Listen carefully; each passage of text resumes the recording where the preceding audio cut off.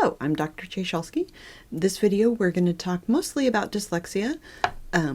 We will do a very brief, quick peek at dysgraphia as well as dyscalculia, but really this is just an introduction into dyslexia.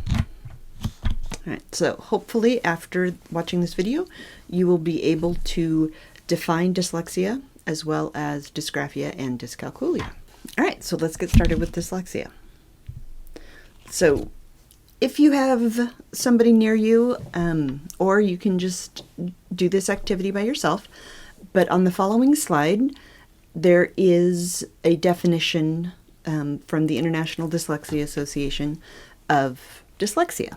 And I'd like you to pause the video and really take a look at that and figure out, what are the important parts? It's a really long definition. What are the parts that can be removed, if any? Is there something missing? But just really dig down, preferably, with someone else to discuss it, and think about what really makes, what is that definition? Okay, so here's the definition. So go ahead and pause the video. Okay, welcome back. So this is what I have as what the salient parts are. The fact that dyslexia is neurobiological is very important. It is absolutely, it's not kids being lazy. There is something different wiring in the brain, basically. Okay. It is characterized by difficulties with accurate and or fluent word recognition and by poor spelling and poor decoding. So what that is saying is that really dyslexia is a disorder where it's difficult to get the words off the page. Individuals with dyslexia, if you read to them, they've got it. They understand. The difficulty is, looking at those weird symbols that are written on a page and figuring out what they say. Okay, so getting the word off the page. So the difficulty results from the phonological component. It's the sound system of our language that causes dyslexia. That's where the problem is the sound system. Okay. Now, I'm not in any way, shape, or form saying that these other parts are not important. They absolutely are. So let's start from the top and walk through it. Dyslexia is a specific learning disability. Okay. Again, it is not that it is, somebody being lazy. It also, now, dyslexia can occur in individuals with an intellectual impairment, but it is not because of that. Dyslexia is very often, kind of surprising. The kiddo seems to be, great in all other areas of their life. It just is this one reading, math is just fine.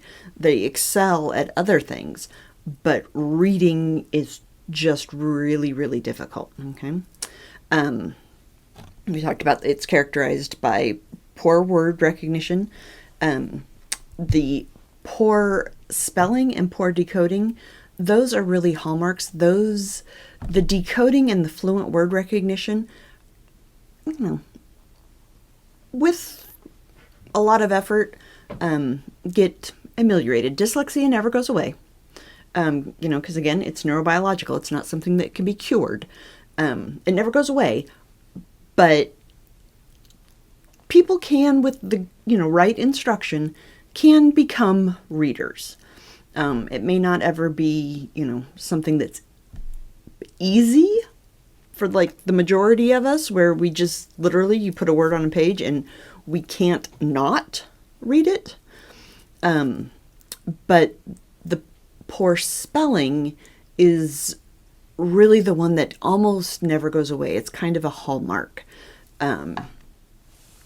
So, for instance, my brother has dyslexia, and, he can read. He's older than I am. Great reader, no issues there. But you get an email or a text from him, and it's really hard to actually figure out what he's trying to say. Okay, and that is very, very common with dyslexia individuals. Individuals with dyslexia. They may be just fine eventually at decoding, but the poor spelling really sticks on there. All right.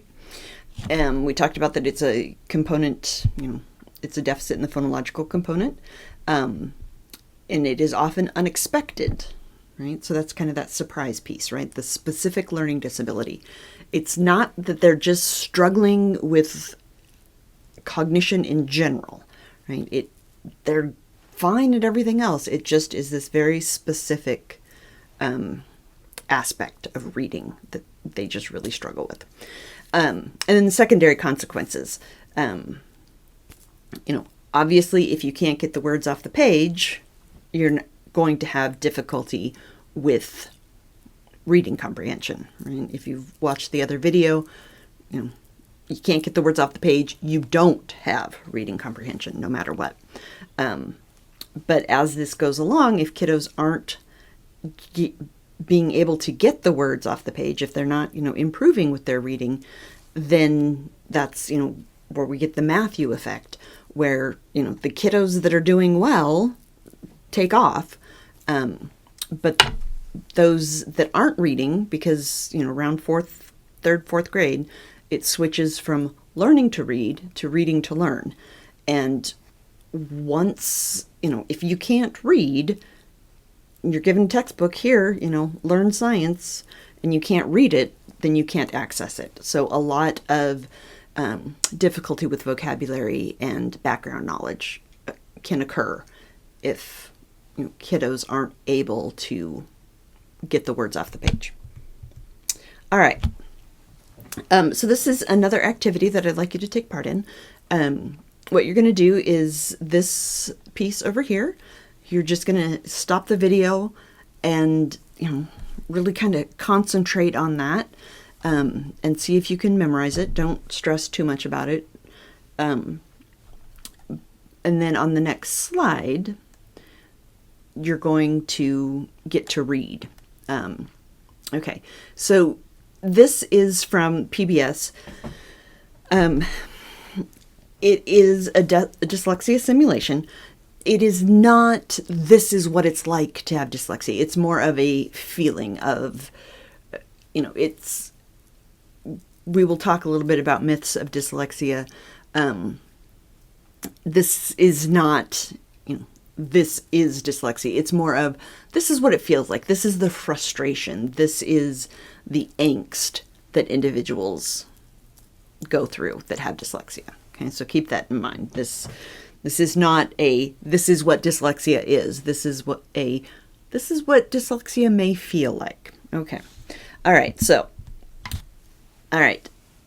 Here you go. So go ahead and pause the video. You're going to read that, but for, every time you see a Q, it's going to be pronounced as a D or a T. Okay. So take a few minutes and read. All right, welcome back. So that is the one that you just read, and here is what it should be. Okay, so we begin our trip at a familiar place, a body like yours and mine. It contains 100 trillion cells that work together by design. And within each of these many cells, each one that has DNA, the DNA code is exactly the same, a mass-produced resume. Okay, so take a minute, reflect on how that felt. Was it easy? Was it not easy? What did you think? And, if, again, you have, a partner that you can talk to, talk it over. One other aspect, it will go back to this right here. There is much more. This is a very small part of the, what the rest of it is, okay? So if you would like to experience more of it, by all means, go to follow this link and you can have a bigger and longer experience. Okay. This is a dyslexia simulation with writing. Again, this is not what dyslexia, those that have dyslexia, this is not how they write. It's more of how it feels. Okay. So I would encourage you to watch this, so pause the video, go watch this, and really listen more to once they start discussing the simulation, what their expectations are. Okay, so go ahead and I'll be here when you get back. Welcome back. So now if you've had the chance, to talk to a classmate or, someone else that has watched this, by all means, do that for a minute.